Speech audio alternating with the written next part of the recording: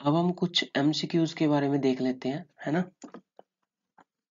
सबसे पहले हम देखेंगे पंडित अहोबल जी ने ये ग्रंथ है जो कौन सा ग्रंथ लिखा था, संगीत पारिजात, है ना। तो सबसे पहला क्वेश्चन आपका ये है, संगीत पारिजात ग्रंथ है जो वो कमेंट में बताएंगे आप, संगीत पारिजात ग्रंथ कौन सी शताब्दी में लिखा गया था। यहाँ पे शताब्दी की बात हो रही है कि कौन सी शताब्दी में लिखा गया था। तो ये कब लिखा गया था, 17वीं शताब्दी में, है ना। यानी कि 1650 ईस्वी में लिखा गया था। शताब्दी थी 17वीं।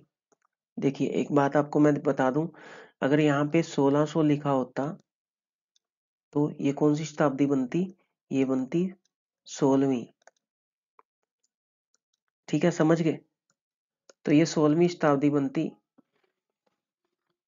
अगर यहाँ पे आ जाता है, मतलब कि यहाँ पे अगर हम लगा लेते हैं कि यहाँ पे 1601 आ गया, तो वो कौन सी शताब्दी बन जाएगी, वो 17वीं शताब्दी बन जाएगी, क्योंकि 1600 से ऊपर हो गया ना। ठीक है, समझ गए। तो यदि आपको शताब्दी पूछा गया, जैसे कि संगीत रत्नाकर ग्रंथ है, उसका अगर हम मान लेते हैं वैसे 1250 में लिखा गया, मान लीजिए वैसे ही, तो वो कौन सी है, 13वीं शताब्दी। अगर 1201 भी आ जाता तो भी 13वीं शताब्दी कहलाती। यदि 1200 होता तो कौन सी होती, वो 12वीं शताब्दी।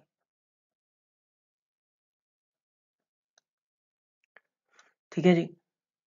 तो इसके बाद सेकंड है हमारा, पंडित अहोबल जी कहाँ के रहने वाले थे, बताइए। पंडित अहोबल जी दक्षिण भारत के रहने वाले थे।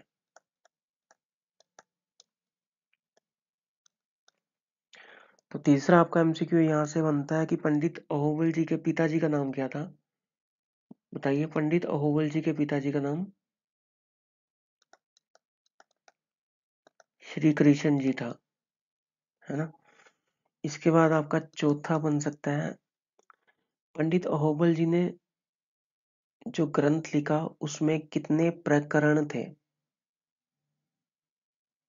आपका टाइम स्टार्ट होता है, बताइए कितने प्रकरण थे। 5, है ना। जिसे अध्याय बोल देते हैं या हम चैप्टर बोल देते हैं, लेकिन संगीत पारिजात में प्रकरण यूज हुआ है, अध्याय यूज नहीं हुआ। तो इसको प्रकरण माना गया है। ठीक है जी। तो किसके दरबार में नियुक्त हुए थे ये,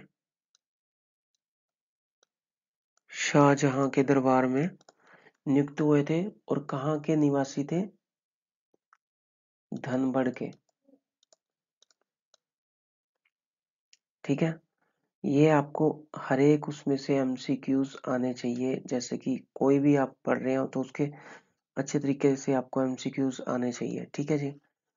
तो ये था हमारा आज का टॉपिक। तो मिलते हैं हम अपने अगले टॉपिक में, तब तक के लिए आप सभी को नमस्कार।